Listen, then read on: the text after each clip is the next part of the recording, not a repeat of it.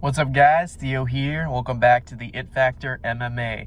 So today we're doing an episode of UFC Fallout. This episode, UFC Mexico City.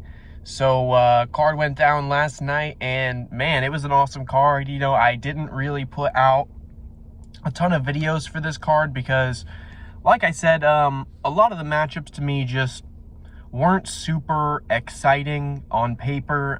Even the higher level ones like Ortega and Yair.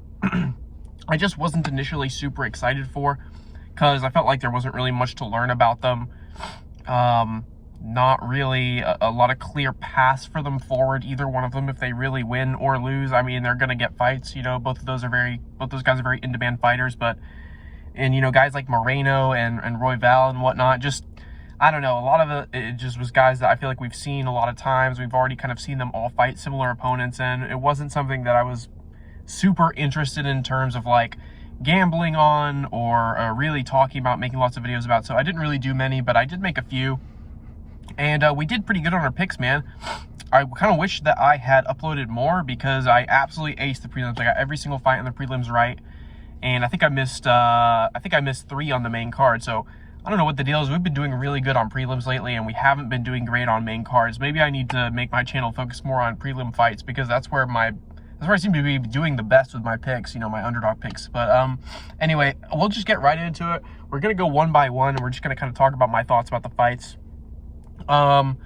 So first fight of the night, Muhammad Naimov. I got this one right, guys. There was a little bit of controversy because Eric Silva, I guess he hurt his knee or something happened during the fight. Naimov was able to capitalize on it and TKO him. I don't really know what happened because, to be honest, I was watching the fight with the sound off. I do that a lot, so I don't always hear the commentary and what they're saying and whatnot. I didn't see any kind of injury. I don't know what people are talking about. To me, it looked like Naimov just TKO'd him, which I thought that was going to happen anyway. I was pretty high on Naimov. When I made that video, I said, this line's too small. When I made that video, Muhammad Naimov was a -300 favorite. And by the time the fight rolled around, he was a -600 favorite. And then, he knocked him out in the first round. Whatever. Maybe Eric Silva, I guess, injured his knee on the cage. I don't know where people are saying that the injury happened. They're saying that he, like, cranked it on the cage or something. But regardless, whatever happened, man, I was pretty much 100% convinced Naimov was going to win that fight. I do wish I had thrown some units on him at -300 because even though that was a pretty beefy line, there was value on it. He won. He ended up destroying Eric Silva. You know, a lot of really sharp people were saying Eric Silva was going to, like, knock him out, submit him in the first round. Like, really sharp people. Lucrative was saying that. A lot of dudes were saying that. So, I don't know what people were seeing, but I thought that matchup was clear as day. Naimov was going to destroy whatever the hell his name was. Shout out to Bet Slam with Sam because I was watching you Sam, on the We Want Picks show. I was watching you when you went in the call-in show and you were talking about, guys, what do I think about Naimov as a potential future title contender? And everyone was laughing and saying you were crazy. I was the only guy in there, Sam, that was saying, no, he looked amazing in his last fight, and he looked pretty good in this fight too. So we'll see what happens in the future with Muhammad Naimov. I feel like people are going to keep sleeping on him. I heard a lot of people talking about how MMA fantasy should have like a luck rating like they do with football, I guess, that certain players they consider to be very lucky and unlucky. And people were talking this week about how Naimov keeps getting lucky. He keeps cheating and getting away with it. His opponents keep getting hurt. And then this happens. People are going to be salty as fuck. And I feel like people are going to be chomping at the bit to fade Naimov in the future. And fuck that. The guy looks good. I'm probably going to ride with him unless they put him up against someone really good. Anyway, we've spent enough time on this. On to the next, guys. Felipe Dos Santos ended up beating Victor Altamirano by a split decision. A lot of people were crying robbery on this fight, but in my opinion, this was a clear win for Felipe Dos Santos. I don't care what anyone says. I know that the crowd was like super on Victor Altamirano's side, and so were the judges, and I have a feeling that's because the producers were probably telling them that in their ear. In case a lot of people really don't know, the guys who are commentating, they have producers telling them what to say sometimes in their ear. They're not just rolling off the cuff all the time. They've got a stream of support in their headphones. And if you think that the guys aren't telling them in their ear when they're in Mexico City, talk about how good this Mexican fighter looks, you're crazy, guys, because everything in this industry is controlled and everything is a psyop. So you better believe that those commentators did not think that Victor Altamirano was winning that fight. I mean, for God's sakes, Altamirano did 2 of the cardinal sins that you never do in the UFC, okay? First of all, you never take people down over and over again and do nothing with the takedowns. And that's exactly what he did. He took him down, did nothing with the takedowns. There's been so many controversies in the UFC about this, guys. Time and time again, this has come up. The rules are clear. If you don't use the takedown to establish some kind of control, or it doesn't end to like a fight-ending sequence, they don't give a shit about takedowns. It's been that way. Why would the takedowns of Victor Altamirano mean anything against Dos Santos? The shoot-the-box guys get taken down all the time. It's part of their style. Sometimes they allow themselves to get taken down so they can get submissions off the back. So honestly, it was a stupid way of fighting for Victor Altamirano in the first place. Second of all, he was the underdog here, so I guess a lot of people thought they were smart picking him here. But, okay, what the hell was he doing at the end of the round? He completely gassed, and he did nothing, and he tried to stall out a win. How many times have we seen Dana White say he does not want fighters trying to coast to wins? He has said that so many fucking times. You think they haven't sat down with the judge and explained to them what the criteria is for winning fights? Guys, the UFC decides that, okay? So use your brain, think about it. Why the hell would Dana White reward fighters for stalling out to get a win? And he did it so obviously. He was gassed, Felipe was gassed, both of them were gassed out. And Victor Altamirano tried to back up and tried to get away and tried to just like coast to a win. And what was Felipe Dos Santos doing? Felipe was hunting him down, walking him down. Felipe was exhausted. He was throwing shots where you could tell he was exhausted, but you know what he was doing? He was looking for a win. And that's what makes Dana White fucking come, is if you are looking for a win. So, of course, he was going to get the decision here, guys. That was an obvious matchup anyway. Victor Altamirano's technique is awful. He has power. That's about it. Even when I watched the tape, I was like, why the fuck would anyone think this guy's going to win this fight? Because he can take him down. You can take down any shoot-the-box fighter. It doesn't mean jack shit. Anyway, on to the next fight, guys. So I got my laptop with me, and keeps going off. I keep having to click the thing. Ronaldo Rodrigues, or Louis Rodriguez. I don't know why, but this guy's name changed right before the fight happened. So he was Louis Rodrigues. I don't know how to say it. And then by the time the fight rolled around, literally like an hour before the fight went to happen, all of a sudden his name changed on everything to Rodrigo Rodriguez. So I don't know what the guy's name is, but he looked really good. I said when I did the pick and I picked him that Dennis Bondar probably should have been the favorite, but I was still picking Rodriguez. And, I still stand by that. I think that was accurate. I heard a couple other really sharp guys say that they thought that he should be the favorite, but he wasn't, and so they took a shot on him.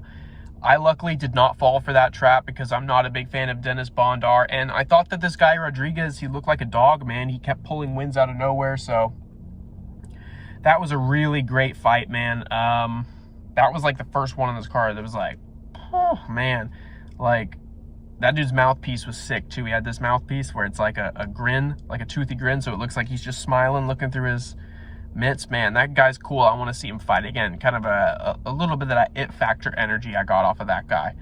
Anyway, on to the next. Don't have much else to say about that. It was an incredible fight. Then we have Ziam going against Claudio Puelles. And, guys, I did think about taking a dog shot on Puelles in this fight, but ultimately I decided not to when I went back and I watched how badly he just gave up after the first round against Dan Hooker. I just could not pick him against like a well-rounded dude that kind of like Ziam has a very well-rounded MMA game, and if he's got a very well-rounded MMA game, it's because somebody has trained him to do that, because that's not something that you see from martial artists coming in from other established arts. That's really only something you see in like modern MMA students. So I had a feeling that he would be able to defend against Claudio Puelles' somewhat one-dimensional submission game, and I did not take Puelles as a dog. Lucky I did not, because Chairez got the decision. At the end, it was very weird. It looked like he thought he lost the fight, but I didn't think so. I thought it was a fair win for him. Anyway, on to the next. Guys, Edgar Chairez versus Daniel Lacerda. Edgar Chairez ended up submitting Lacerda, I think, the second round or first round or something like that. Chairez looked good. I was really surprised that a lot of people were on Daniel Lacerda here, because Daniel Lacerda fucking sucks. He lost like 6 in a row in the UFC now. He's not going to be here after this. He's going to get cut for sure. He's going to get cut after this. I will never understand why people want to bet shitty fighters. I heard an alarming amount of arguments this week for Daniel Lacerda. I heard a couple dudes on Lucrative's podcast that he does where he brings on other bettors talking about how they were going to bet on Lacerda, and I couldn't fucking believe it. Like I said with Victor Altamirano, I don't know why people want to bet on bad fighters. If you look at a fighter and you can tell he's obviously shit, why would you bet on him? I don't care if you're getting plus 800. Don't just fucking bet on giant favorites for no other fucking reason than you want to be the dude that like outsmarts the market. Now you lost your money and you look retarded for betting on Daniel Lacerda when he's lost 5 in a row. So again, guys, don't make stupid fucking bets, okay? Just chasing plus money. If you think somebody has like a chance to win, you know, if you're somebody like that pulled off like a Mike Malott upset, right? Lucrative made a fuck ton of money betting against Mike Malott. That was a really fucking smart bet, okay? That wasn't just like blindly chasing a big underdog and everyone wants to fade the hype train. That was a very, very calculated bet that he made. Why would you make a bet like that on Lacerda? There's no calculation to it. The guy sucks. So don't bet on him. I don't care if he's fighting fucking Barney the Purple Dinosaur. Don't bet on the fucking guy. He finds a way to lose the fight. Even if he's plus 1,000, he's not worth it. So you're a chump if you bet on him in that spot. Sorry.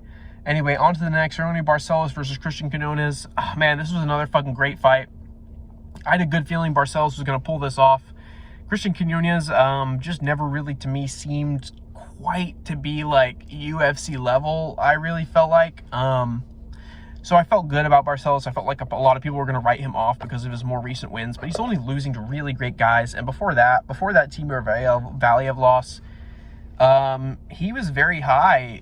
I was very high on him and wanted to see him do more in the UFC. So ultimately, you know, age ended up catching up with Barcelos, but he did get a pretty decent win here. So yeah, that was the last fight of the prelims, and then on to the main card. Manuel Torres versus Chris Duncan.